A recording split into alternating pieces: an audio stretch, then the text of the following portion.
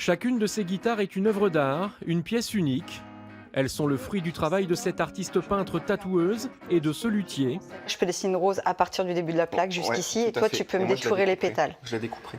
Jérémy et Sweetie se sont rencontrés lors d'un concert et c'est là qu'est né le projet Unique Custom. En fait, j'ai rencontré Jérémy à un concert de Fred Chapelier, qui est un super guitariste, et il m'a fait découvrir le métier de luthier.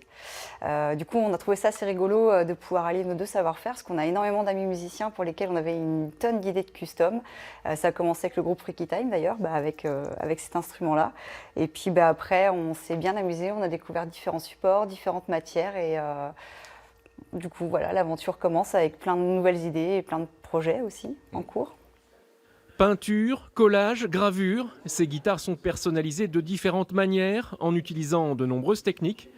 Et chaque technique apporte à cet artiste de nouvelles idées et de nouvelles possibilités de s'exprimer.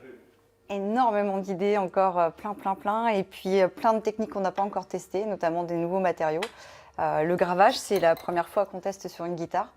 Et puis des idées, on en a tout le temps, tous les jours. On attend plein d'instruments pour pouvoir les mettre en place. Certaines guitares sont des guitares de série, d'autres sont imaginées et fabriquées par Jérémy.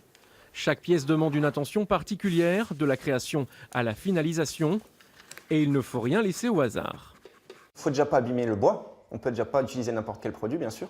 Et pour ne pas abîmer son travail à elle, ça a été beaucoup d'essais de compatibilité entre les peintures, les vernis, ses feutres, ses crayons, enfin bref.